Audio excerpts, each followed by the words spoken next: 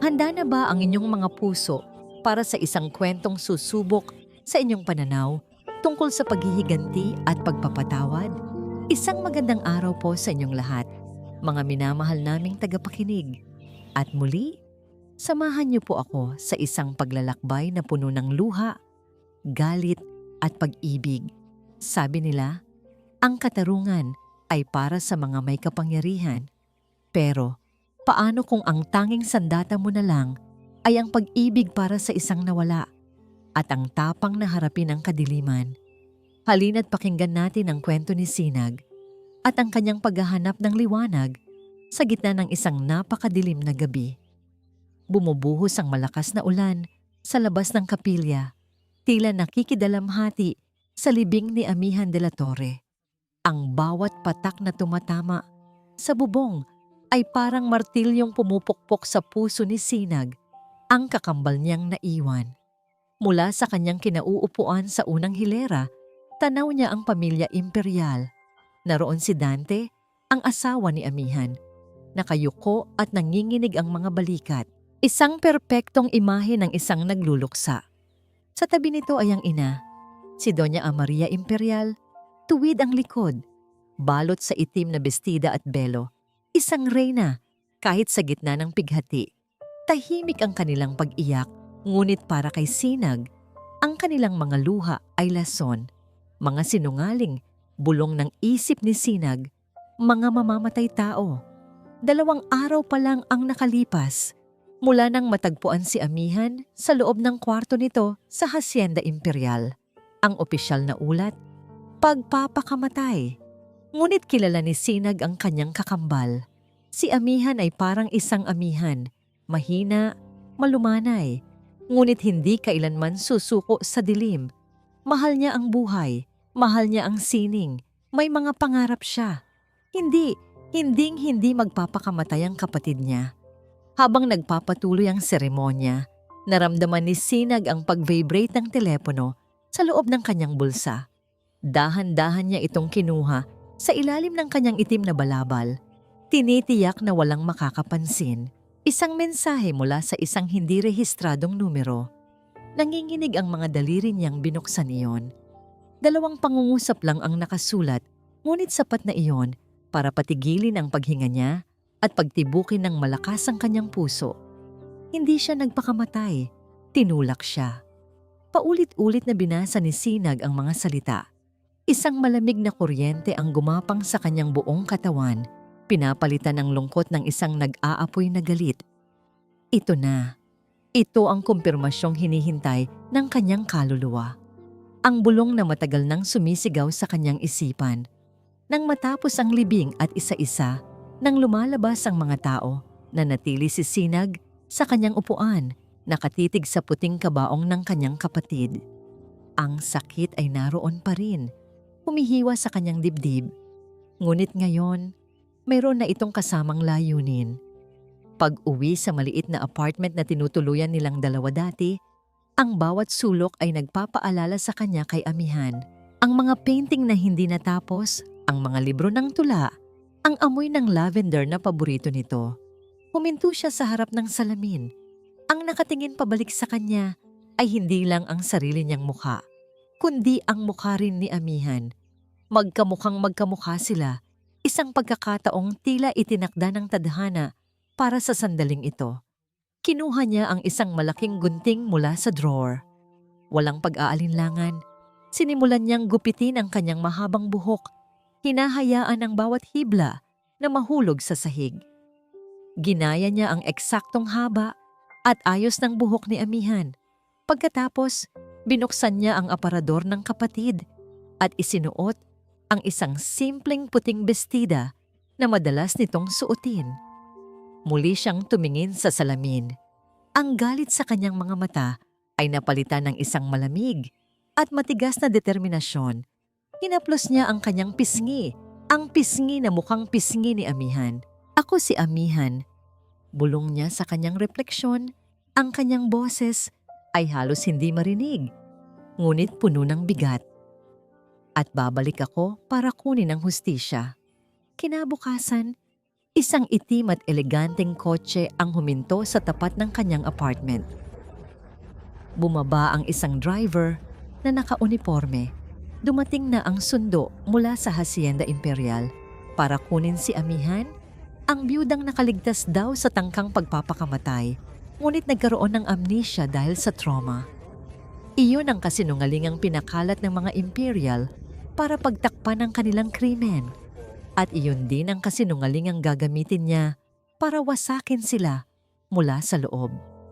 Humugot siya ng malalim na hininga. Pinakalma ang kumakabang dibdib. Bawat hakbang papalapit sa kotse ay parang isang hakbang papalayo sa kanyang sarili at papalapit sa isang mapanganib na papel na kailangan niyang gampanan. Ang biyahe papuntang Hacienda Imperial ay tahimik. Tanaw mula sa bintana ang malalawak na lupain at ang karangyaan ng lugar. Ngunit para kay Sinag, isa itong magandang hawla na kumitil sa buhay ng kanyang kapatid. Nang bumukas ang dambuhalang bakal na tarangkahan, bumungad sa kanya ang isang mansyon na tila palasyo. At sa engrandeng pinto nito, nakatayo si Doña Amaria Imperial, naghihintay. Habang papalapit si Sinag, pinagmasdan niya ang biyena ng kanyang kapatid. Ang mukha nito ay kalmado, ngunit ang mga mata ay matalim. Parang isang agilang sinusuri ang kanyang biktima. Isang malamig na ngiti ang sumilay sa mga labi ni Amaria nang huminto si Sinag sa kanyang harapan. "Maligayang pagbabalik, anak," sabi ni Amaria. Ang bawat salita ay malambing ngunit walang bahid ng anumang init. Naramdaman ni Sinag ang pagtayo ng kanyang mga balahibo. Ang laro ay nagsimula na. Ang hapagkainan ng mga Imperial ay mahaba at gawa sa madilim na narra.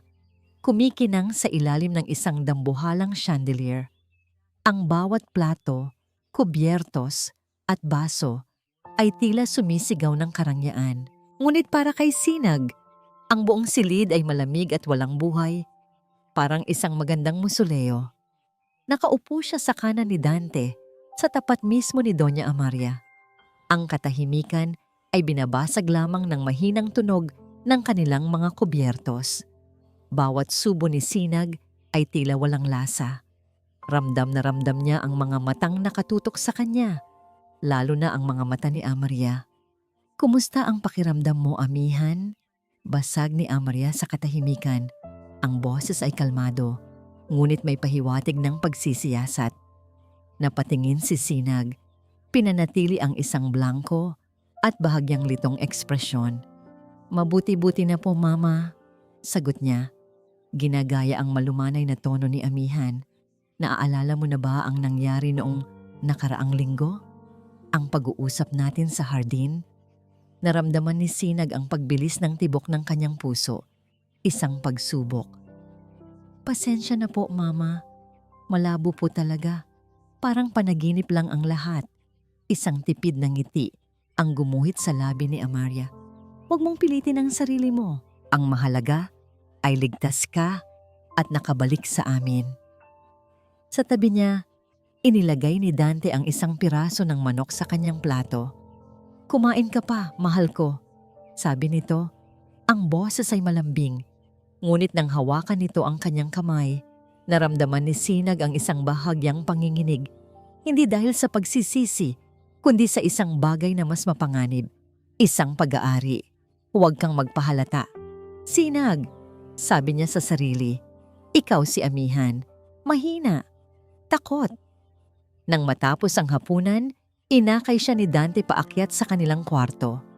Ang master's bedroom. Ang silid kung saan natagpuan ang kapatid niya. Ang bawat hakbang sa malambot na karpet ay parang pagtapak sa nagbabagang uling. "Magpahinga ka na," sabi ni Dante nang makapasok sila. Ikinandado nito ang pinto at ang tunog ng click ay tila isang hatol sa kanyang kalayaan. Umupo si Sinag sa gilid ng kama, niyakap ang sarili. Pinanood niya si Dante habang naghuhubad ito ng kanyang coat. Ang mga galaw ay mabagal at sinadya. "Patawarin mo ako, Amihan," sabi nito, lumalapit sa kanya. "Hindi ko sinasadya. Kung maibabalik ko lang ang oras, kung alam ko lang na gagawin mo yon. Lumuhod ito sa harap niya at hinawakan ang kanyang mga kamay. Malamig, tulad ng isang ahas. Patawarin mo ako. Mahal ko. Magsisimula tayong muli. Nang subukan nitong halikan siya, mabilis na umiwas si Sinag. Isang tunay na takot ang gumuhit sa kanyang mukha. Huwag. Pakiusap. Halos pabulong niyang sabi. Kumunot ang noo ni Dante.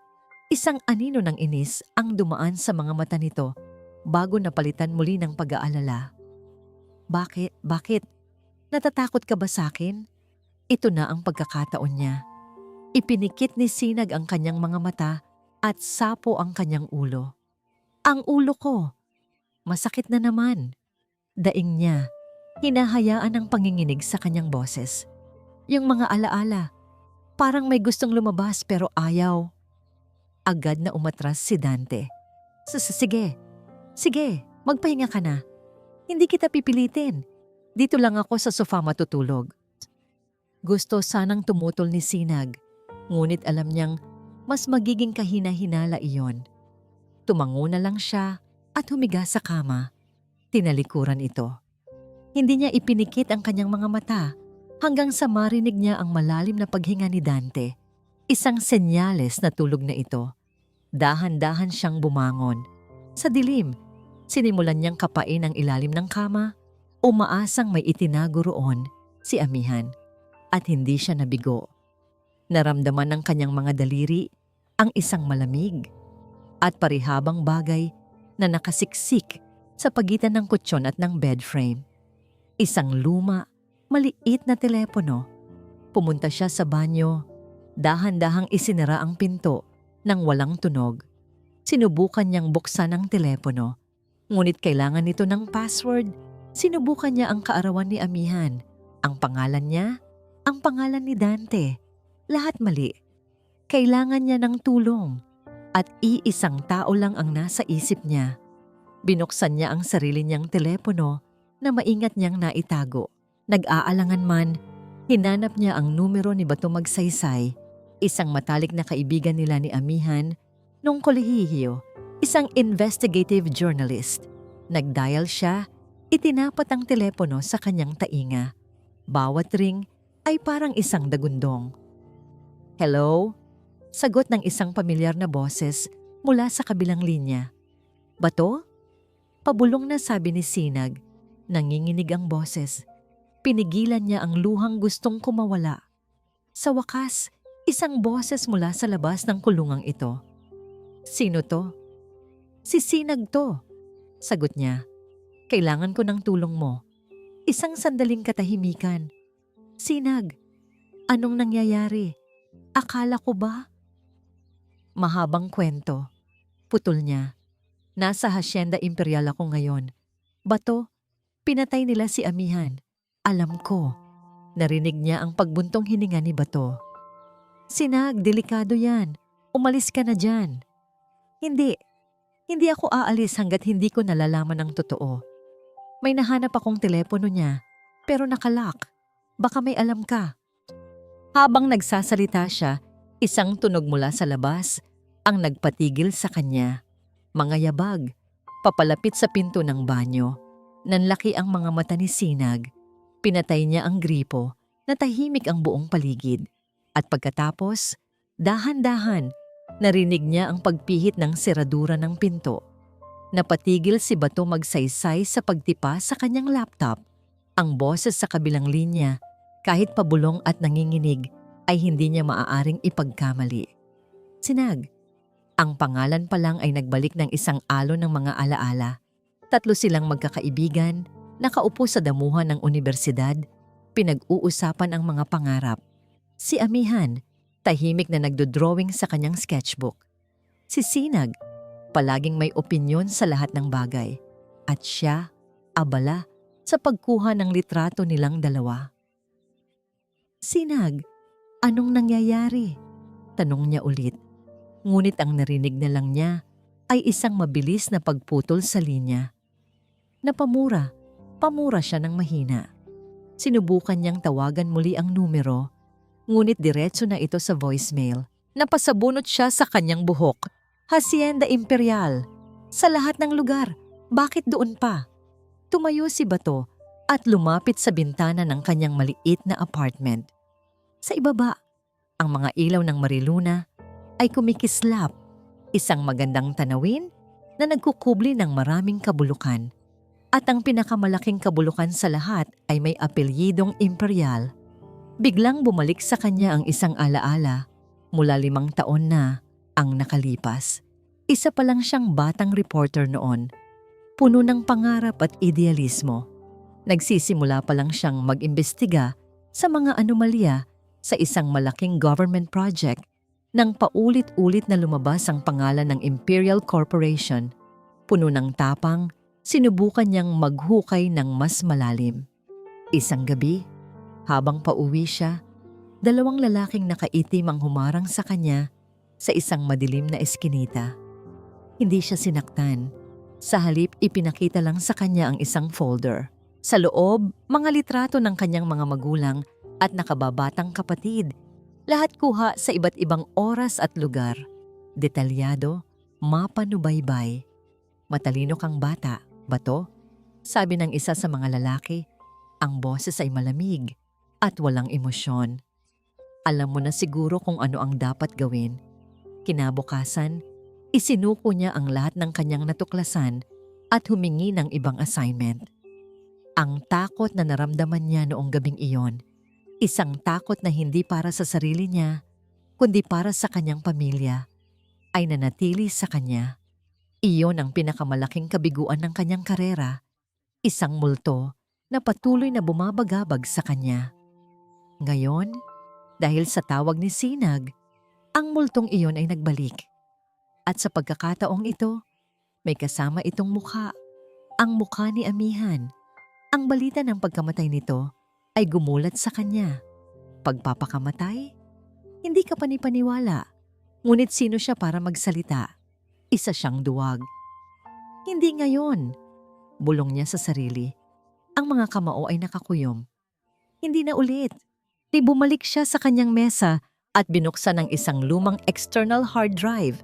Naglalaman ito ng lahat ng files na naipon niya tungkol sa mga Imperial, mga business record, mga koneksyon sa politika, mga bulong-bulungan ng pananakot at korupsyon. Marami siyang nakita, ngunit wala siyang sapat na ebidensya para isapubliko.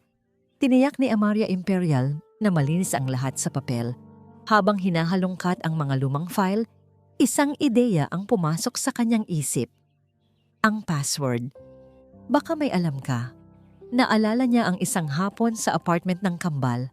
Naglalaro sila ng board games nang biglang pumasok ang isang maliit, puting-kuting na ligaw. Agad itong inampon ni Amihan at pinangalan ng Sinukuan mula kay Maria Sinukuan dahil tila isa raw itong mahiyaing diwata. Iyon ang naging alaga nilang dalawa sa loob ng maraming taon. Mabilis niyang kinuha ang kanyang telepono at nagtipa ng isang mensahe para kay Sinag. Isang mensaheng maaaring maging susi sa lahat o isang mensaheng maglalagay sa kanya sa mas malaking panganib. Ang password, pangalan ng pusa niyo noong bata kayo.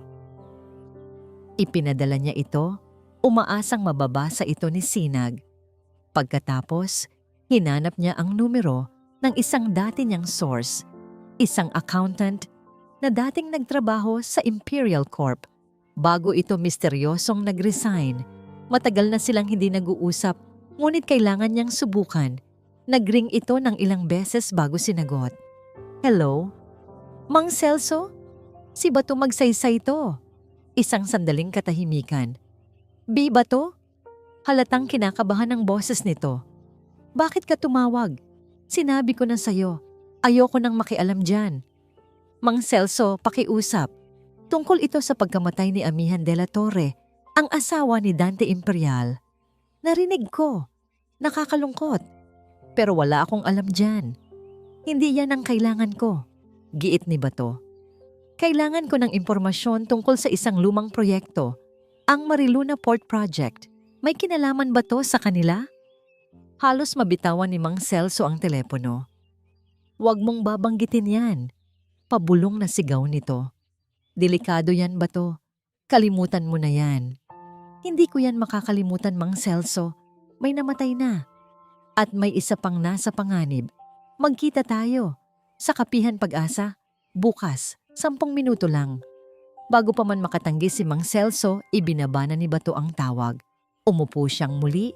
Ang isip ay lumilipad. Ang reaksyon ni Mang Celso ay kumpirmasyon. May itinatago ang Mariluna Port Project. Isang bagay na handang ipagpatay ng mga imperial. Biglang tumunog ang kanyang telepono. Isang hindi pamilyar na numero. Sinagot niya ito. Hello? Ang narinig niya ay ang nababasag na boses ni Mang Celso, humihingal at puno ng takot. Bato, sinusundan nila ako. Alam nilang nagkita tayo. Mang Celso, nasaan ka? Manatili ka dyan. Isang malakas na kalabog ang narinig ni Bato mula sa kabilang linya na sinundan ng isang sigaw. Pagkatapos, katahimikan, naputo lang tawag, napatigil sa paghinga si Sinag. Ang pagpihit ng seradura ay mabagal, tila sinasadyang pahabain ang kanyang paghihirap.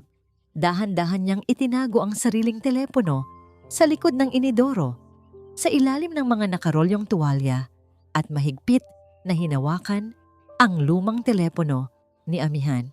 Bumukas ang pinto. Nakasilip ang ulo ni Dante. Ang buhok ay bahagyang magulo. Amihan, ayos ka lang? Narinig kitang nagsalita. Kinailangan ni Sinag na gamitin ang lahat ng kanyang lakas ng buluntad para pigilan ang panginginig ng kanyang katawan. Ngumiti siya ng pilit, isang ngangiting mukhang pagod at nalilito. Oo, nanaginip yata ako ng gising. Pasensya na kung naistorbo kita. Pinagmasdan siya ni Dante ng ilang segundo. Ang mga mata ay nag-aalinlangan. Ngunit sa huli, tumango na lang ito. Sige, bumalik ka na sa pagtulog. Maaga pa tayo bukas. Isinara nitong muli ang pinto at narinig ni Sinag ang mahinang pag-lock nito mula sa labas. Napasandal siya sa pader at napapikit. Nakaligtas siya sa pagkakataong ito. Ngunit gaano pa katagal? Maya-maya, naramdaman niya ang pag-vibrate ng kanyang telepono. Kinuha niya ito at nakita ang mensahe ni Bato. Ang password. Pangalan ng pusa niyo noong bata kayo. Napangiti si Sinag sa kabila ng tensyon. Sinukuan. Paano niya yon nakalimutan? Nanginginig ang mga daliri. Itinipa niya ang password sa lumang telepono ni Amihan, SINUKUAN. Isang click, bumukas ang telepono. Simple lang ang laman nito. Walang mga social media apps, iilang contacts lang, at isang application na mukhang isang simpleng notepad. Iyon ang binuksan niya. Ang bumungad sa kanya ay isang serye ng mga entry sa tala-arawan. Ang bawat isa ay may petsa. Sinimulan niya sa pinakauna. October 12. Sinubukan ko na namang kausapin si Dante. Sinabi kong gusto kong magpinta ulit na sana payagan niya akong lumabas kahit sa hardin lang. Nagalit siya. Bakit daw kailangan ko pang lumabas kung narito na ang lahat? Hinigpitan niya ang hawak sa braso ko. May pasa na naman ako bukas. Tinago ko sa ilalim ng manggas. Ayokong makita ni Mama Amaria. Sasabihin na naman niyang kasalanan ko. Napapahawak si Sinag sa kanyang bibig. Pinipigilan ng isang hikbi. Ang mga salitang isinulat ni Amihan ay puno ng sakit at pag-iisa. Nagpatuloy siya sa pagbabasa. October 19. Masama na naman ang timpla ni Dante. Natalo yata sa sugal. Ako na naman ang napagbuntunan ng galit. Itinulak niya ako. Tumama ang likod ko sa gilid ng mesa. Sinabi niyang wala raw akong kwentang asawa. Isang palamuti lang. Siguro nga, isa na lang akong bagay sa bahay na ito. Luha ang nagsimulang mamuo sa mga mata ni Sinag. Ang galit niya ay mas lalong lumalim. Isang nagbabagang apoy na gustong sumabog.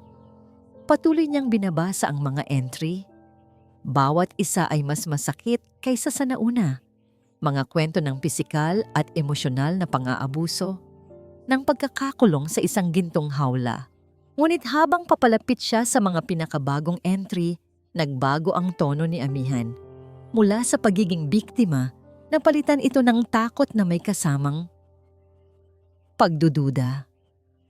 November 5. Nag-away na naman sila ni Mama Amaria. Palagi silang nag-aaway tungkol sa pera. Narinig ko ang pangalan ng isang proyekto, Mariluna Port Project. Galit na galit si Dante, pero sa isang tingin lang ni Mama Amaria, natahimik siya. May kakaibang kapangyarihan si Mama Amaria sa kanya. Hindi ito tulad ng ordinaryong paggalang ng isang anak sa ina. November 10. Pumasok ako sa opisina ni Dante para kumuha ng papel. Wala siya. May naiwan siyang folder sa ibabaw ng mesa. Hindi ko sinasadyang makita. Mga dokumento, mga bank statement, tungkol sa Mariluna Port Project, ang mga numero, ang mga pangalan. Hindi tama. May mali dito. Kinuha ko ang ilang papel. Itinago ko. Hindi ko alam kung bakit pero kinakabahan ako. Ito na. Ito na ang hinahanap ni Sinag. Hindi lang ito tungkol sa pang-aabuso. May mas malaki, mas madilim na sikretong itinatago ang pamilyang ito. At si Amihan, sa kanyang pag-iisa ay natisod dito. Binasa niya ang huling entry. Ang petsa ay isang araw bago siya natagpuan. November 14. Alam na niya. Alam na ni Mama Amaria na may alam ako. Hindi ko alam kung paano, pero ramdam ko sa mga tingin niya. Mas malamig, mas matalim. Kanina, pumasok siya sa kwarto ko. Hinawakan niya ang pisngi ko at sinabing, ang mga daga ay dapat manatili sa kanilang mga lungga. Kailangan ko nang umalis dito. Bukas, aalis na ako. Itatago ko itong telepono. Kung may mangyari sa akin, ito ang magsasabi ng lahat. Pagkatapos ng entry na yon, wala nang kasunod. Napaupo si Sinag sa sahig ng banyo, hawak ang telepono na parang isang sagradong bagay. Ang kapatid niya ay hindi lang biktima ng karahasan sa tahanan. Siya ay isang testigo. At pinatahimik siya dahil sa kanyang nalalaman. Isang mahinang pag-ubo mula sa labas ng kwarto sa may hallway ang nagpabalik sa kanya sa kasalukuyan. Si Amaria. Mabilis niyang itinago ang telepono sa dati nitong pinagtataguan sa ilalim ng kama. Halos hindi pa siya nakakabalik sa pagkakahiga nang dahan-dahang bumukas ang pinto ng kwarto. Pumasok si Doña Amaria. May dalang isang baso ng gatas sa isang maliit na tray. Gising ka pa pala, Amihan, sabi nito. Ang boses ay tila nag-aalala. Hindi po ako makatulog, Mama, sagot ni Sinag. Pinipilit na pakalmahin ang kanyang boses. Inilapag ni Amaria ang baso sa bedside table. Uminom ka nito. Makakatulong ito para makapagpahinga ka. Ngumiti si Sinag at kinuha ang baso. Ngunit habang ginagawa niya iyon, ang mga mata ni Amaria ay hindi nakatingin sa kanya. Nakatutok ito sa isang partikular na lugar sa ilalim ng kama. Eksakto sa kung saan niya itinago ang telepono. Kinabukasan, ginising si Sinag ng katok sa pinto. Pumasok ang isang babaeng nakangiti. Nasa mga 30 anyos, may dalang isang tray ng almusal. Magandang umaga po, Ma'am Amihan, bati nito. Ako po si Lina, ang bago ninyong personal na katulong. Napaupo si Sinag, agad na nag-iingat. Personal na katulong? Hindi ko kailangan. Utos po ni Doña Amaria. Malumanay na sabi ni Lina. Inilalapag ang tray sa kanyang kandungan. Para raw po may kasama kayo palagi at para maalalayan kayo sa lahat ng inyong kailangan habang nagpapagaling pa. Ngumiti si Sinag, ngunit alam niya ang totoong kahulugan nito. Hindi ito isang katulong. Isa itong bantay. Isang espiya na may mga mata at tainga ni Amaria. Ang laro ay umakyat sa panibagong level. Buong araw, hindi humiwalay si Lina sa kanya. Kung nasaan si Sinag, nandoon din siya. Palaging may dalang isang nangiti at isang tanong. Naalala niyo na po ba ito, Ma'am? Gusto niyo po bang maglakad-lakad sa hardin? Bawat kilos ni Sinag ay tila sinusuri. Kinailangan niyang maging mas maingat. Kailangan niyang makahanap ng tiyempo para makapasok sa opisina ni Dante. Nang gabing iyon, nagdahilan siyang masama ang kanyang pakiramdam at maagang pumasok sa kwarto. Hinintay niyang matiyaga na umalis si Dante para sa isang biglaang business meeting. Isang pulong na ipinilit ni Amaria na puntahan nito. Alam ni Sinag na ito na ang pagkakataon niya. Nang masiguro niyang wala ng tao sa pasilyo, dahan-dahan siyang nagtungo sa banyo. Ito na lang ang tanging lugar kung saan siya nagkakaroon ng kahit kaunting privacy. Doon, tinawagan niya si Bato. Bato, pabulong niyang sabi nang sumagot ito. May nalaman ako. Mabilis niyang ikinuwento ang tungkol sa digital diary, ang Mariluna Port Project, at ang huling entry ni Amihan. Narinig niya ang biglang pagtahimik sa kabilang linya. Sinag, mas malala ito kaysa sa inaakala ko. Seryosong sabi ni Bato. Ikinuwento nito ang nangyari sa kanyang source na si Mang Celso. Pinatahimik nila siya. Ibig sabihin, totoo ang lahat ng hinala mo at gagawin nila ang lahat para hindi ito lumabas. Isang malamig na takot ang gumapang sa puso ni Sinag, ngunit agad niya itong nilabanan. Kaya kailangan kong mahanap ang mga dokumentong sinasabi ni Amihan. Sigurado akong nasa opisina ni Dante iyon. Masyadong delikado, Sinag. Paano kung mahuli ka? Mas delikado kung hihinto ako, giit niya.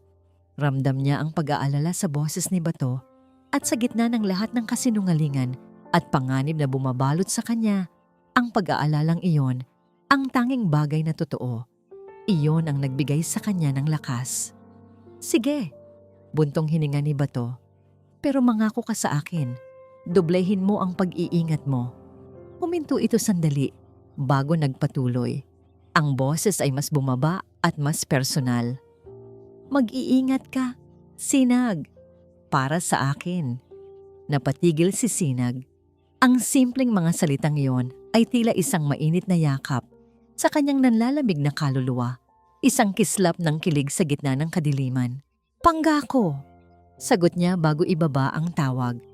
Puno ng bagong determinasyon, lumabas siya ng banyo. Sinilip niya si Lina sa kwarto nito. Mahimbing na itong natutulog. Ito na. Tahimik siyang naglakad papunta sa opisina ni Dante sa dulo ng pasilyo. Hindi ito nakalock. Huminga siya ng malalim at pumasok. Dahan-dahang isinasara ang pinto sa likuran niya. Ang amoy ng mamahaling tabako at lumang papel ang sumalubong sa kanya. Ang silid ay madilim. Tanging ang liwanag ng buwan mula sa bintana ang nagsisilbing ilaw. Sinimulan niyang halungkatin ang mga drawer ng malaking mesa ni Dante. Mga kontrata, mga business proposal, mga resibo. Wala siyang makitang anumang may pangalang Mariluna Port Project.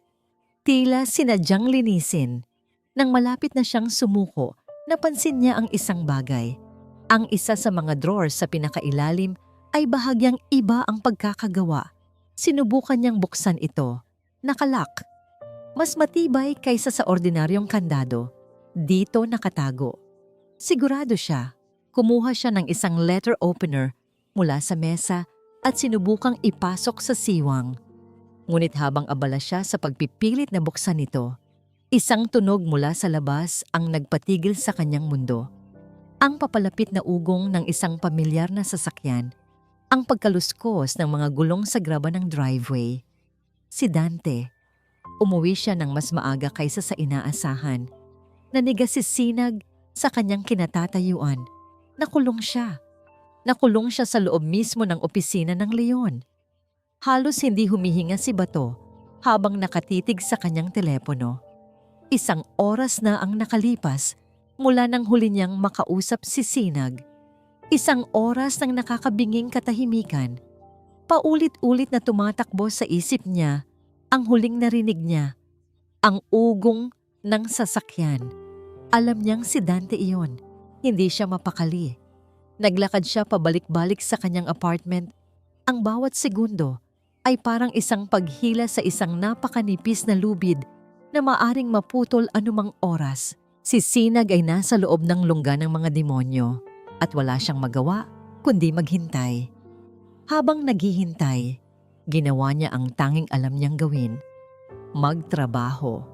Kinontak niya ang isang dati niyang kasamahan sa industriya, isang lalaking may utang na loob sa kanya. Gamit ang ilang piraso ng impormasyon mula kay Mang Celso, bago naputol ang tawag, ipinakiusap niya ritong maghanap ng anumang dokumento tungkol sa Mariluna Port Project na may koneksyon sa Imperial Corp. Makalipas ang ilang oras, isang text ang dumating. Makati, parking lot ng isang lumang gusali, 1 oras, mag-isa ka. Dala ang matinding pag-iingat, nagtungo si Bato sa tagpuan. Sa isang madilim na sulok ng parking lot, isang lalaki ang nag-abot sa kanya ng isang brown envelope at mabilis na umalis. Sa loob ng sobre, mga kopya ng mga peking purchase order at mga inflated na invoice, lahat ay may pirma ng isang subsidiary company ng Imperial Corp. Isang malinaw na ebidensya ng money laundering. Ito na ang simula. Nang makabalik siya sa kanyang apartment, isang mensahe mula kay Sinag ang naghihintay sa kanya. Kapihan pag-asa. Ngayon na. Agad siyang nagtungo roon. Nakita niya si Sinag sa isang sulok, nakasuot ng malaking salamin at isang sombrero para hindi makilala. Mukha itong pagod at balisa, ngunit ang determinasyon sa kanyang mga mata ay mas nagniningning kaysa dati. Anong nangyari? Paano ka nakatakas? Agad na tanong ni Bato pagkaupo. Nahuli niya ako sa labas ng opisina, paliwanag ni Sinag. Nagpanggap akong nag-sleepwalking na hinahanap ko raw ang banyo. Dahil sa amnesia ko, naniwala siya. O pinili niyang maniwala. Inilapag ni Bato ang envelope sa mesa. May nakuha na ako. Ipinakita niya ang mga dokumento. Habang tinitingnan niyo ni Sinag, nakita ni Bato ang bakas ng sakit at galit sa mukha nito. Ito ang dahilan kung bakit pinatay ang kapatid niya. Bato, bakit mo ginagawa ito? Tanong ni Sinag. Ang mga mata ay nakatitig sa kanya. Bakit mo isinusugal ang lahat para sa amin? Huminga ng malalim si Bato. Oras na para sabihin ang totoo. Dahil may utang ako sa inyo, mahinang sabi niya. 5 taon na ang nakalipas, Sinag. Sinubukan ko na silang imbestigahan. Bata pa ako mayabang. Akala ko kaya ko ang mundo. Pero isang gabi, tinakot nila ako. Ginamit nila ang pamilya ko laban sa akin. At umurong ako. Nadapa ako. Tumingin siya ng diretso sa mga mata ni Sinag. Ang sakit ng nakaraan ay bakas sa kanyang mukha. Pinagsisisihan ko yon araw-araw, Sinag. Ang pagiging duwag ko. Kaya nang tumawag ka, nang malaman ko ang nangyari kay Amihan, ipinangako ko sa sarili ko, hindi na ako uurong. Ngayon, babawi ako. Isang luha ang pumatak mula sa mata ni Sinag, hindi dahil sa lungkot, kundi dahil sa pag-unawa. Ngayon, naiintindihan na niya. Ang laban na ito ay hindi lang laban para kay Amihan, para rin ito sa kanila ni Bato. Hindi ka duwag, Bato, sabi ni Sinag. Kinuha niya ang isang simpleng itim na hair clip mula sa kanyang buhok at inilagay ito sa kamay ni Bato. Para sa'yo, nagtaka si Bato. Isang hair clip? Buksan mo ang ilalim. Maingat na binuksan ni Bato ang maliit na takip sa ilalim ng clip. Sa loob, nakasiksik ang isang micro USB flash drive. Nabalikan ko ang opisina kaninang umaga. Paliwanag ni Sinag. Nahanap ko ang susi sa isa sa mga libro ni Dante. Ito ang laman ng nakalock na drawer. Pagbalik sa kanyang apartment, nanginginig ang mga kamay na isinaksak ni Bato ang USB sa kanyang laptop. Isa lang ang laman nitong file, audio a note wave. Nag-double-click siya. Sa simula, puro static. Pagkatapos, narinig niya ang humihingal at takot na boses ni Amihan. Tila itinatago nito ang pagre-record. Kailangan kong makaalis dito. Kailangan malaman ng lahat ang totoo. Ang proyekto, ang pera. biglang may narinig siyang pagbukas ng pinto sa background ng recording. "Amihan, anong ginagawa mo dyan?" Boses ni Dante. "Wala! Lumayo ka sa akin!" Narinig ni Bato ang tunog ng isang sampal na sinundan ng pag-iyak ni Amihan. "Huwag mo akong saktan. Pakiusap." "Sino ang kausap mo? Sino ang pinagsasabihan mo ng mga sikreto namin?" Galit na sigaw ni Dante. "Wala. Wala akong sinasabi kahit kanino." Pagkatapos, narinig ni Bato ang boses ni Amihan, basag at puno ng desperasyon, na nagsasabi ng mga salitang babago sa lahat. Hindi lang si Dante, mas malala siya. Si Mama Amaria. Biglang naputol ang mga salita ni Amihan. Isang nakakabiinging sigaw ang pumuno sa speaker. Pagkatapos, katahimikan. Natulala si Bato sa harap ng kanyang laptop. Ang tunog ng sigaw ni Amihan ay umuulit-ulit sa kanyang isipan. Hindi lang si Dante. Ang tunay na halimaw ay may ibang pangalan. Ang tinig ni Amihan, ang kanyang huling sigaw na naitala sa isang maliit na USB drive, ay tila tumatagos sa pinakamalalim na bahagi ng kaluluwa ni Sinag. Hindi na niya kayang pagdudahan pa ang kanyang kapatid, ang pagiging malambing, ang takot na ipinapakita niya sa Hacienda Imperial. Lahat ng yon ay pagtatakip. Ang tunay na Amihan ay isang babaeng matapang na nakatuklas ng isang malaking kasalanan at piniling harapin ito. Napalunok si Sinag.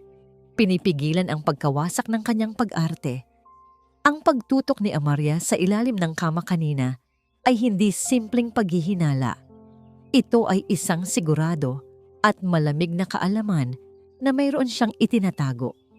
Kinabukasan, ang hapagkainan ay mas tahimik pa kaysa dati. Si Lina ay parang anino na nagsiserve, palaging nakaalerto. Si Dante, matapos ang kanyang maagang pagbabalik kagabi, ay tila hindi pa rin bumabangon. Ngunit si Amaria, siya ay naroon. Nakaupo sa kanyang pwesto na parang isang manlalaro ng chess na nakikita na ang susunod na galaw. Mukhang hindi ka pa rin makatulog ng maayos, Amihan. Simula ni Amaria, ang kanyang mga mata ay nakatitig ng matalim kay Sinag. Ang kanyang nangiti ay parang isang manipis na hibla ng yelo. Madalas ka bang maglakad-lakad sa gabi? Sinag felt a cold dread creep up her spine. Pinapanood na siya nito. Alam na nito na may nagbago. "Paminsan-minsan po, Mama," sagot niya. Sinisikap na panatilihin ang kanyang tinig na mahina at nalilito. "Masama po talaga ang pakiramdam ko. Pero hindi yan ang napansin ko kagabi." Patuloy ni Amaria, ang kanyang boses ay naging mas mababa. "Narinig ko ang pagpihit mo sa pinto ng banyo. Tapos, ang pagbukas ng iyong cellphone." Naramdaman ni Sinag ang pagtigil ng kanyang puso. Paano? Paano nito nalaman? "Hindi ko po maintindihan, Mama," sabi ni Sinag. Bahagyang natatakot ang ekspresyon. Isang mapait na tawa ang kumawala kay Amaria. "Huwag mo akong lokohin, Amihan. Hindi mo kailangang magpanggap sa akin. Ang pagiging bata mong yan na mapagtanong at mapag-usisa ay hindi kayang itago sa akin." Pinagmasdan niya si Sinag mula ulo hanggang paa. "Magaling kang artista. Kailangan ko iyan. Pero ang tunay na pag-arte ay hindi sa harap ng mga tauhan. Ito ay sa harap ng mga taong gusto mong manipulahin." Ang mga salitang yon ay parang mga saksak sa puso ni Sinag. Alam na nito. Hindi lang ito paghihinala. Alam na nito na hindi si Amihan ang kaharap nito. "Sa tingin ko, masyado mo nang napapagod ang sarili mo." Dagdag ni Amaria, tumayo mula sa kanyang upuan. "Siguro, kailangan mong magpahinga ng kaunti sa isang lugar na mas tahimik." Ngumiti si Sinag, isang mapait na ngiti. "Hindi ko po kailangan ng pahinga, Mama. Kailangan ko lang po ng katotohanan." Tumigil si Amaria at tumingin pabalik kay Sinag. Ang kanyang mukha ay walang emosyon. Ang katotohanan ay masyadong mapanganib para sa mga tulad mo, mahal kong Amihan. O dapat ko na bang sabihing, Sinag? Isang malamig na lamig ang bumalot sa buong katawan ni Sinag. Ito na, natapos na ang kanyang pagpapanggap. Mukhang nalilito na ako sa tunay na pangalan mo, sabi ni Amaria. Lumapit kay Sinag at hinawakan ito sa baba. Ang mga daliri nito ay nagyayelo. Pero huwag kang mag-alala. Hindi na mahalaga iyon. Habang patuloy na hinahaplos ang mukha ni Sinag, dahan-dahang lumipat ang tingin ni Amaria sa gilid ng kwarto, kung saan nakasiksik ang kaunting liwanag mula sa bintana. Narinig ko ang pag-uusap niyo ng kaibigan mong reporter kagabi. Sabi ni Amaria, ang kanyang boses ay naging isang seryosong pagbabanta. Magaling na paraan ng pag-arte, ngunit hindi sapat. Naisip ni Sinag ang pagtawag niya kay Bato. Nakikinig ba si Amaria sa mga tawag niya? O mayroon ba itong ibang paraan para malaman ang mga kilos niya? Tama ba ang hinala ko? Patuloy ni Amaria, ang kanyang tinig ay nagiging mas matalim. Hindi ka nga pala nawalan ng alaala. Ginagamit mo lang ang kahinaan ng kapatid mo para sa sarili mong layunin. Gusto mong malaman ang tungkol sa proyekto, hindi ba? Bago pa man makasagot si Sinag, nagpatuloy si Amaria. Malapit na akong makumpleto ang lahat. At walang sino man, kahit ang iyong kapatid na wala ng buhay, ang makakapigil sa akin. Biglang nag-angat si Amaria ng isang kamay at sa isang iglap naramdaman ni Sinag ang pagbukas ng pinto. Doon, nakatayo si Lina, kasama ang dalawang lalaking nakaitim na may malalakas na pangangatawan. Huwag kang mag-alala, sabi ni Amaria. Ang kanyang ngiti ay mas lumaki, ngunit ngayon ay puno ng malisya. Huwag kang matakot, isasama ka namin sa kapatid mo. Halos hindi humihinga si Bato habang nakatitig sa kanyang telepono. Isang oras na ang nakalipas mula nang huli niyang makausap si Sinag. Isang oras ng nakakabinging katahimikan. Tinatawagan niya ito ng paulit-ulit, ngunit diretso na lang ito sa isang patay na linya. Alam niya, sa kaibuturan ng kanyang puso, alam niyang may nangyari ng masama. Nahuli na siya. Bistado na. Ang pakiramdam ng kawalan ng magawa ay parang lason na unti-unting kumakalat sa kanyang sistema. Muli niyang pinakinggan ang audio recording ni Amihan. Ang sigaw sa dulo, ang pangalan ni Amaria. Hindi niya hahayaang mangyari ulit iyon. Hindi kay Sinag. Alam niyang hindi siya maaaring basta-basta sumugod sa Hacienda Imperial. Isa iyong kuta. Hindi rin siya maaaring pumunta sa pulis. Ang impluwensya ng mga Imperial ay malawak. Isang tawag lang ni Amaria ay mababaliktad ang lahat at siya pa ang lalabas na masama. Kailangan niya ng tulong mula sa loob. Isang taong may kapangyarihan din. Isang taong may dahilan para kalabanin si Amaria. At may kilala siyang ganoon. Si Ginoong Armando Rivaldo, isang miyembro ng Board of Directors ng Imperial Corp. Matagal nang may alitan sa pagitan ni na Rivaldo at Amaria para sa kontrol ng kumpanya. Si Rivaldo ang pinakamalaking hadlang sa absolutong kapangyarihan ni Amaria. Walang pag-aalinlangan, kinuha ni Bato ang kanyang jacket at ang lahat ng ebidensyang hawak niya. Oras na para isugal ang lahat sa isang baraha. POV. Sinag. Ang tinig ni Amaria, ang boses na puno ng pagbabanta, ay umalingaw-ngaw sa kanyang isipan.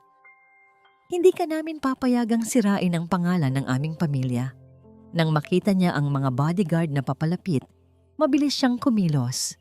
Sinubukan niyang lumaban, ngunit hindi niya kayang labanan ang kanilang lakas. Kinaladkad siya palabas ng silid kainan, pababa sa isang madilim na hagdanan, at itinapon sa isang malamig at madilim na basement. Ang pintuan ay bumukas. Nakita niya si Lina, ang personal na katulong ni Amaria, na may hawak na isang tray ng pagkain. Mamamihan? Tawag ni Lina. Ang kanyang boses ay malambing. Oras na po para kumain. Naramdaman ni Sinag ang pagtayo ng kanyang mga balahibo. Alam niyang hindi siya maaaring mahuli. Kailangan niyang magtago. Mabilis siyang tumakbo patungo sa isang sulok ng silid at nakita ang isang lumang ventilation duct. Ito ang kanyang tanging pag-asa. Ginamit niya ang isang lumang kahoy na crate para akyatin. Nanginginig ang mga kamay. Sinimulan niyang tanggalin ang mga tornilyo ng rehas. Mahirap, masakit sa daliri. Ngunit sa bawat pag-ikot, nararamdaman niyang lumuluwag ito. Sa wakas, nabuksan niya ang rehas. Dahan-dahan siyang gumapang sa loob ng makitid at madilim na daanan. Ang amoy ng alikabok at lumot ay kumakapit sa kanyang balat. Nang sumilip siya sa butas, nakita niya ang isang lumang pantry puno ng mga hindi na ginagamit na gamit sa kusina. Maaari niya itong gawing labasan, ngunit bago pa man siya makababa, narinig niya ang mga yabag sa labas ng pintuan ng basement, papalapit. Napatigil siya, ang kanyang puso ay bumibilis. Sino iyon? Ang pintuan ay bumukas. Nakita niya si Lina na may hawak na isang tray ng pagkain. Ma'am Amihan? Tawag ni Lina. Ang kanyang boses ay malambing. Oras na po para kumain. Naramdaman ni Sinag ang pagtayo ng kanyang mga balahibo. Alam niyang hindi siya maaaring mahuli. Kailangan niyang magtago. Mabilis siyang umakyat pabalik sa ventilation duct. Siniguradong hindi siya makikita ni Lina. Nang makapasok si Lina sa silid, sinilip ni Sinag ang babae. Inilapag ni Lina ang tray sa isang mesa, pagkatapos ay umalis. Isinara ang pintuan sa likuran niya. Nang matiyak ni Sinag na wala na si Lina, dahan-dahan siyang bumaba mula sa duct. Kailangan niyang makahanap ng paraan para makatakas. Kailangan niyang makipag-ugnayan kay Bato. Piyov, Bato. Si Ginoong Rivaldo ay isang matangkad at may edad ng lalaki. Ang kanyang mukha ay seryoso at may bakas ng pagod. Nakaupo siya sa kanyang malaking opisina sa Makati, sa likod ng isang marangyang mesa, habang nasa harapan niya si Bato. Inilalatag ang lahat ng ebidensyang hawak niya. Alam kong matagal na kayong magkaaway ni Amaria, Ginoong Rivaldo. Simula ni Bato. Direktang tinitignan ng mata ng matanda. Ngunit ang nakita ko sa mga dokumentong ito at ang narinig ko sa audio file na ito ay hindi na lang tungkol sa negosyo. Ito ay tungkol sa buhay at kamatayan. Inilagay niya sa mesa ang mga pekeng invoice, ang mga bank statement na nagpapakita ng money laundering at ang USB drive. Pinatay si Amihan de la Torre, Ginoong Rivaldo. Hindi lang siya inabuso. Pinatahimik siya dahil may nalaman siya tungkol sa Mariluna Port Project. At sa tingin ko, si Amaria Imperial ang nasa likod ng lahat. Pinanood ni Bato ang reaksyon ni Rivaldo. Ang matanda ay kalmado, ngunit ang pagpihit ng kanyang mga daliri sa kanyang baso ng tubig ay nagpapahiwatig ng kanyang tensyon. Malalaking paratang yan. Binibining magsaysay. Sabi ni Rivaldo, ang boses ay mababa. Kailangan mo ng mas matibay na ebidensya para ibagsak si Amaria Imperial. Alam mo kung gaano kalakas ang babaeng yon. Mayroon akong saksi, sagot ni Bato. Ang kakambal ni Amihan, si Sinag. Nagpapanggap siya bilang si Amihan para makahanap ng katotohanan. Ngayon, nakakulong siya sa hasyenda. Kailangan natin siyang mailabas at kailangan nating gamitin ang kanyang patotoo. Huminga ng malalim si Rivaldo. Kung ganoon ang nangyari, hindi na ito labanan sa negosyo. Ito ay isang kaso ng krimen. Sumandal siya sa kanyang upuan. Ang kanyang mga mata ay nag-iisip. Handa akong tulungan ka, Bato. Ngunit may kondisyon ako. Napahawak si Bato sa kanyang upuan. Ano po iyon? Kailangan nating tiyakin na kapag bumagsak si Amaria, buong Imperial Corporation ang mananatiling buo, paliwanag ni Rivaldo. At kailangan nating tiyakin na ang katarungan ay hindi lamang para kay Amihan, kundi para sa lahat ng sinaktan ng mga Imperial. Tumango si Bato. Walang problema, Ginoong Rivaldo, basta't makakamit ang hustisya. Kung ganoon, sabi ni Rivaldo. Tumayo mula sa kanyang mesa at tumawag sa telepono. Oras na para bumagsak ang reyna. POV, Sinag. Ang lamig ng hangin sa loob ng ventilation duct ay kumapit sa balat ni Sinag. Ang daanan ay masikip at puno ng alikabok, ngunit ito ang kanyang tanging pag-asa. Dahan-dahan siyang gumapang pasulong, ang bawat galaw ay maingat at sinisigurado. Ang kanyang buong katawan ay masakit, ngunit ang pag-asang makahanap ng daan, palabas ang nagbibigay sa kanya ng lakas. Matapos ang tila walang katapusang paggapang, nakakita siya ng isang maliit na bukas sa ilalim ng duct. Bahagyang naalis ang rehas. Sinilip niya ito. Nasa isang madilim at lumang pantry siya, puno ng mga hindi na ginagamit na gamit sa kusina. Maari niya itong gawing labasan. Nang makalabas siya mula sa duct, nagtago siya sa likod ng isang tumpok ng mga sako. Dahan-dahan niyang binuksan ang pinto ng pantry. Ang nakita niya ay isang malaking kusina. Abala ang mga katulong sa paghahanda para sa isang malaking salo-salo. Mayroon silang bisita. Lihim siyang lumabas mula sa pantry, sinasamantala ang abala ng mga tao. Narinig niya ang tawanan mula sa sala at ang musika. Isang party. Tamang-tama. Habang naglalakad siya sa isang madilim na pasilyo, may narinig siyang mga boses mula sa isang bukas na pinto. Nasilip niya ang opisina ni Amaria at sa loob, si Amaria Imperial. Nakatalikod ito sa kanya. Ngunit ang nakita niya ang nagpatigil sa kanyang paghinga. Nakaharap si Amaria sa isang matandang babae, isang pamilyar na mukha. Si Aling Nena, ang lumang mayordoma ng hasyenda, ang babaeng laging nag-aalaga sa kanila ni Amihan nung bata pa sila. Palagi itong mabait, palaging may ngiti sa labi. Hawak ni Aling Nena ang isang malaking brown envelope at nakikita ni Sinag ang mga makapal na tumpok ng pera sa loob niyon. Ang nakangiting mukha ni Aling Nena ay hindi na mukha ng kabaitan, kundi ng pagkakasala. Ang mga matang puno ng kaba ng matandang mayordoma ay nakatingin sa tumpok ng pera. Siguraduhin mong hindi ka magsasalita kahit kanino. Aling Nena, sabi ni Amaria. Ang boses ay mahina, ngunit puno ng awtoridad. Ang lahat ng nangyari kay Amihan, mananatili itong isang lihim sa pagitan natin, at ang kapalit ng iyong pananahimik ay ang mga perang ito. Sapat na para mabuhay ka ng maayos sa probinsya. Kinuha ni Aling Nena ang sobre. Ang kanyang mga kamay ay nanginginig. Opo, Doña Amaria, pangako ko po. Magaling, sabi ni Amaria. Isang malamig na ngiti ang gumuhit sa kanyang labi. Ngayon, pumunta ka na. Bago ka pa, may makitang hindi dapat makita. Nagmamadaling umalis si Aling Nena. Hindi man lang napansin si Sinag na nakatago sa likod ng pinto. Naniga si Sinag sa kanyang kinatatayuan. Ang kanyang mundo ay tila gumuho. Si Aling Nena, ang taong pinagkakatiwalaan nila.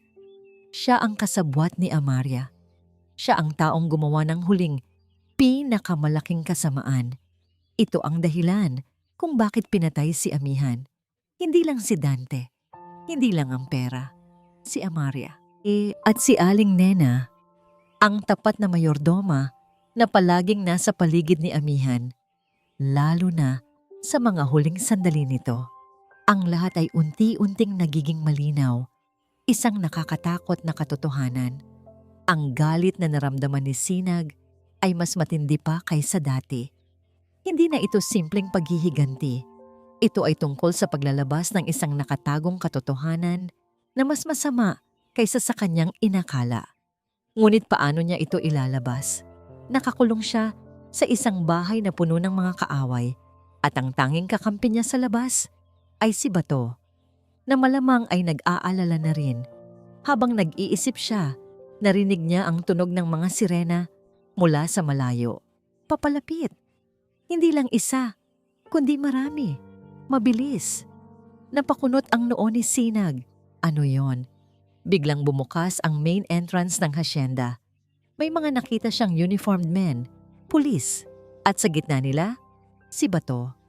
Napangiti si Sinag. Isang luha ang dumaloy sa kanyang pisngi. Luha ng ginhawa at pag-asa. Dumating siya. Hindi siya sumuko. Ito na, ang gabi ng katotohanan. Ang musika ay huminto. Ang tawanan ay nawala. Napalingon ang lahat ng bisita sa Hacienda Imperial nang biglang sumugod ang mga pulis. Pinangungunahan ni Bato magsaysay. Ang kanyang mukha ay seryoso at puno ng determinasyon. Kasama niya ang ilang opisyales at si Ginoong Rivaldo na may hawak na mga dokumento. Si Amalia Imperial ay nakatayo sa gitna ng sala. Hawak ang isang baso ng champagne. Ang kanyang mukha ay kalmado pa rin. Ngunit ang kanyang mga mata ay nanliit nang makita niya si Bato. Anong kaguluhan ito, magsaysay? Tanong ni Amalia. Ang boses ay matigas at puno ng paghamak. Wala kayong karapatang guluhin ang aking pagtitipon. Mayroon kaming warrant para sa paghahanap at pagdakip, Doña Amalia. Sagot ng isang opisyal, ipinapakita ang isang papel. Mayroon din kaming sapat na ebidensya ng money laundering, corruption at pagpatay. Nagsimulang magbulungan ang mga bisita. Biglang, mula sa itaas ng hagdanan, bumaba si Sinag. Ang kanyang mga damit ay may bahid ng alikabok at dumi mula sa pagtakas sa basement. Ngunit ang kanyang mga mata ay nagniningning sa galit at katarungan. Hindi ako si Amihan. Sigaw niya. Ang kanyang boses ay malakas at malinaw. Umaalingaw-ngaw sa buong sala. Ako si Sinag, ang kakambal niya. At nandito ako para sa katarungan. Lahat ay napalingon kay Sinag. Ang gulat ay nababakas sa mukha ni Amalia. Ang matigas na ekspresyon niya ay nabasag, napalitan ng isang bahagyang takot. Sinag? Bulong ni Dante, nakakababa lang mula sa kwarto. Ang mukha ay gulo-gulo, tila bagong gising mula sa isang mahimbing na tulog. Akala mo namatay ako? Akala mo, matatakasan mo ang lahat ng ginawa mo sa kapatid ko? Tanong ni Sinag. Ang kanyang boses ay nanginig sa galit. Inabuso mo siya, Dante. Pinatay niyo siya. At gusto niyo pang pagtakpan ang lahat ng yon. Lumapit si Bato kay Sinag. Ang kanyang kamay ay handang umalalay. May ebidensya kami, Amalia, sabi ni Bato. Hawak ang USB drive at ang mga dokumento.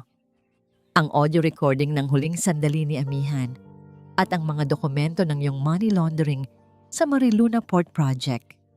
Napalingon si Amalia kay Aling Nena na nakatayo sa isang sulok nanginginig. Ang mga mata ni Amalia ay puno ng galit at babala, ngunit huli na ang lahat. Aling Nena, sabi ni Sinag, lumapit sa mayordoma. Sabihin mo ang totoo. Ano ang nangyari kay Amihan? Sino ang pumatay sa kanya? Ang matandang mayordoma ay umiiyak. Nanginginig ang buong katawan. Lumuhod siya sa harap ni Amalia. Nagmamakaawa. Doña Amalia, pakiusap. Wag po. Magsalita ka, Aling Nena. Sigaw ng isang opisyal. Kung hindi, ikaw ang malalagay sa mas malaking problema. Humihikbi. Tumingala si Aling Nena kay Sinag. Ang kanyang mukha ay basang-basa ng luha. Patawarin mo ako. Sinag, pinilit lang ako ni Doña Amalia. Hindi ko po ginusto. Anong ginawa mo? Tanong ni Sinag. Ang kanyang puso ay naninikip. Matapos po siyang saktan ni Senyor Dante, nawalan po siya ng malay. Kwento ni Aling Nena. Ang bawat salita ay parang isang saksak sa puso ni Sinag. Pero hindi siya patay. Narinig po ni Doña Amalia na nakita ni Ma'am Amihan ang mga papeles. Hindi po siya pwedeng magsalita. Kaya inutusan po ako ni Doña Amalia. Binigyan niya ako ng gamot. Isinaksak ko po para po magmukhang nagpakamatay. Nagkaroon ng bulong-bulungan sa mga bisita. Ang mga mukha ni Amalia at Dante ay namutla. Ang pagkabigla at takot ay malinaw na nababasa sa kanila. Pipinatay niyo ang kapatid ko? Sigaw ni Sinag. Ang kanyang mga mata ay nanlaki sa horror at galit. Hinarap niya si Amalia. Paano mo nagawa yon, Amalia? Isang inosenteng tao. Sarili mong manugang. Hindi ka namin papayagang sirain ang pangalan ng aming pamilya. Sigaw ni Amalia, ngunit ang kanyang boses ay nanginginig. Kaya mo lang ginagawa ito dahil sa inggit. Dahil inggit ka sa buhay ng kapatid mo. Wala kang alam sa inggit, Amaria. Sigaw ni Sinag. Ako, Sinag de la Torre, ang nandito ngayon para ipaglaban ang katarungan na matagal nang ipinagkait sa amin. Walang silbi ang pera at kapangyarihan mo laban sa katotohanan. Sa isang senyas mula sa opisyal, nilapitan ng mga pulis si Amaria at Dante. Dinadakip po namin kayo, Doña Amaria Imperial, at kayo rin, Ginoong Dante Imperial, sa kasong pagpatay, money laundering, at obstruction of justice. Sabi ng opisyal, nagpumigla si Amaria, ngunit hindi siya nakakilos. Si Dante ay nakatayo lang doon, tulala. Ang muka ay puno ng takot. Habang iginagapos ang mga kamay ni Amaria, tumingin ito kay Sinag. Isang nakamamatay na galit ang nababasa sa kanyang mga mata. Hindi pa ito tapos, Sinag. Hindi ka pa nagtatapos sa akin. Napanood ni Sinag ang paghila sa kanilang dalawa palabas ng Hacienda Imperial, ang marangyang bahay na puno ng kadiliman. Nang tuluyan silang mawala sa paningin, naramdaman ni Sinag ang bigat sa kanyang dibdib na unti-unting lumuluwag. Nagsimulang bumuhos ang luha mula sa kanyang mga mata. Hindi luha ng lungkot, kundi luha ng ginhawa, luha ng katarungan, at sa wakas, luha para kay Amihan. Naramdaman niya ang isang mainit na kamay na humawak sa kanyang balikat. Si Bato. Tapos na, Sinag! Bulong niya. Tapos na. Niyakap ni Sinag si Bato ng mahigpit, pinapakawalan ang lahat ng sakit at bigat na matagal ng kanyang dinala. Sa kanyang mga bisig naramdaman niya ang simula ng isang bagong pag-asa. Lumipas ang ilang linggo. Ang iskandalo ng mga imperial ay nangunguna sa balita. Ang Hacienda Imperial ay tahimik. Nilisan na ang lahat ng alikabok ng kasamaan. Si Amaria at Dante ay nasa bilangguan. Naghihintay ng paglilitis na siguradong magtatagal. Ngunit ang katotohanan ay lumabas na. Si Aling Nena ay binigyan ng mas mababang sentensya kapalit ng kanyang pagtestigo. Ngunit para kay Sinag, hindi pa tapos ang kanyang laban. Ang hustisya ay nakamit, ngunit ang kapayapaan ay kailangan pa niyang hanapin. Isang hapon, pumunta si Sinag sa puntod ni Amihan. Dala niya ang isang puting liryo, ang paboritong bulaklak ng kanyang kapatid. Ang hangin ay mahina at ang araw ay mainit. Ibang-iba sa malamig at maulang araw ng libing. Umupo si Sinag sa harap ng puntod, hinaplos ang pangalan ni Amihan na nakaukit sa marmol. Payapa ka na, kapatid, bulong niya. Ang kanyang boses ay malumanay. Nakita mo ba? Nahanap ko ang katotohanan. Hindi ka nag-iisa. Mahal na mahal kita. Sa unang pagkakataon, mula nang mamatay si Amihan, nagawa niyang umiyak nang walang pasakit. Hindi ito luha ng kalungkutan, kundi luha ng pagtanggap at pagpapatawad. Pinatawad niya ang kanyang sarili dahil hindi niya ito naprotektahan noon at pinatawad niya si Amihan dahil sa kanyang mga lihim. Nang matapos siya, tumayo siya at humarap sa araw. Hindi siya nag-iisa. Sa likuran niya, nakatayo si Bato, tahimik na naghihintay. Salamat sa paghihintay, sabi ni Sinag. Isang nangiti ang sumilay sa kanyang mga labi. Palagi, sagot ni Bato. Ang kanyang mga mata ay puno ng pag-unawa.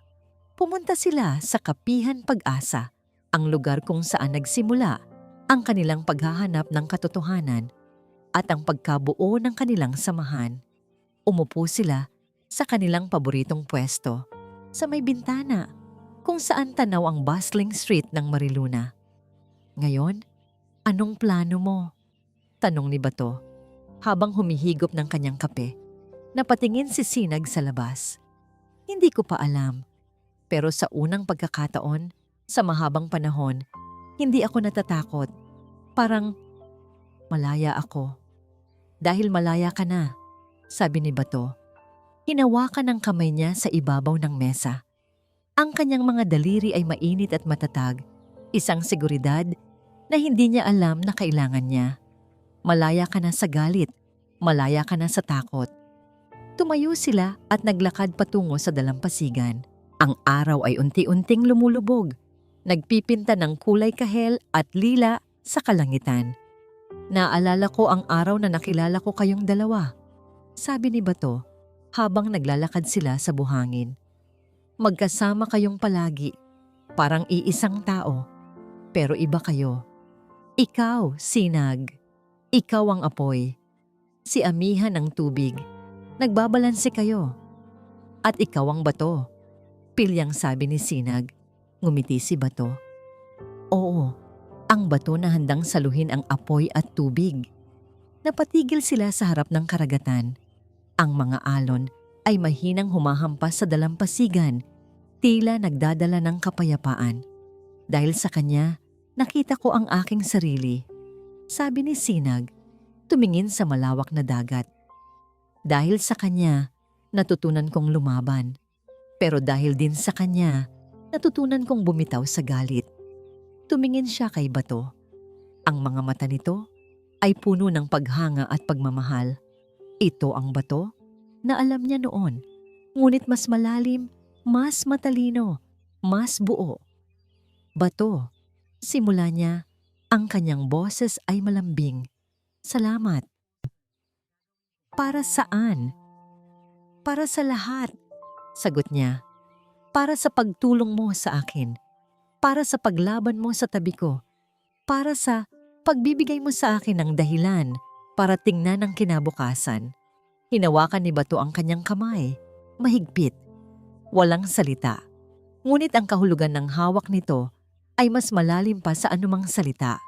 Sa unang pagkakataon, pagkatapos ng matagal na panahon, naramdaman ni Sinag ang init sa kanyang puso. Ang pag-ibig. Hindi lang pag-ibig sa kapatid, kundi pag-ibig para sa taong kasama niya. Isang bagong simula. Isang bagong pahina. Nang bumalik sila sa kotse, nakita niya ang liwanag ng mga ilaw ng Mariluna. Hindi na ito isang lungsod na puno ng kadiliman. Ngayon, nakikita niya ang pag-asa sa bawat kumikinang na ilaw. Bago niya buksan ang pinto, tumingin si Bato sa kanya. Ang kanyang mga mata ay nagniningning sa dilim. Handa ka na bang bumuo ng mga bagong alaala? Tanong ni Bato. Ang boses ay puno ng pag-asa. Kasama ako? Napatingin si Sinag sa mga mata nito. Ang kanyang puso ay puno ng isang damdaming matagal na niyang kinalimutan. Isang pag-asa na magiging masaya siya. Isang taon ang lumipas. Ang Hacienda Imperial ay naging isang center para sa mga biktima ng pang-aabuso, isang lugar kung saan sila maaaring maghilom at magsimula muli. Si Sinag ang nangunguna sa proyektong ito gamit ang kanyang karanasan para tulungan ang iba. Sa isang maliit na studio sa Mariluna, nakatayo si Sinag sa harap ng isang canvas. Ang kanyang mga kamay ay abala sa pagpinta. Ang kanyang mga obra ay puno ng kulay at buhay, isang refleksyon ng kanyang bagong natagpuang kapayapaan. Ang kanyang mga painting ay nagpapakita ng mga mukha ng mga babaeng nakaligtas. Ang kanilang mga mata ay puno ng lakas at pag-asa. Ang bawat stroke ng kanyang brush ay isang pagpupugay sa kanilang katatagan. Sa tabi niya, nakaupo si Bato, abala sa pagsusulat sa kanyang laptop. Natapos na niya ang kanyang libro tungkol sa kaso ng mga Imperial, isang expose na naglantad ng korupsyon at pang-aabuso ng kapangyarihan. Ang libro ay naging bestseller at nakatulong ito upang magkaroon ng kamalayan sa mga isyu ng karahasan sa tahanan at korupsyon. Anong sinusulat mo? Tanong ni Sinag, hindi inaalis ang kanyang tingin sa canvas. Isang artikulo tungkol sa pag-unlad ng center. Sagot ni Bato, ngumiti. Maraming tao ang gustong tumulong, nakakatuwa. Dahil sa'yo, sabi ni Sinag, tumingin sa kanya. Dahil sa iyong katapangan, maraming buhay ang nabago. Tumayo si Bato at lumapit kay Sinag. Niyakap siya mula sa likod. Hindi ako nag-iisa, sabi niya. Ginawa natin ito nang magkasama. Niyakap ni Sinag si Bato ng mahigpit. Ang kanyang ulo ay nakasandal sa kanyang balikat. Ang amoy ng kanyang pabango ay nagpapakalma sa kanya. Naaalala mo pa ba ang unang pagkikita natin? Tanong ni Sinag, tumatawa. Paano ko makakalimutan? Sagot ni Bato, ikaw. Nagpapanggap na yung kapatid. Sinusubukang maghanap ng katotohanan. At ako, isang duwag na reporter na natatakot na harapin ang katotohanan. Ngayon, hindi ka na duwag, sabi ni Sinag. Ngayon, isa kang bayani. Hindi ako bayani, sagot ni Bato. Isa lang akong taong natutong lumaban para sa tama. Lumabas sila sa studio at naglakad patungo sa dalampasigan.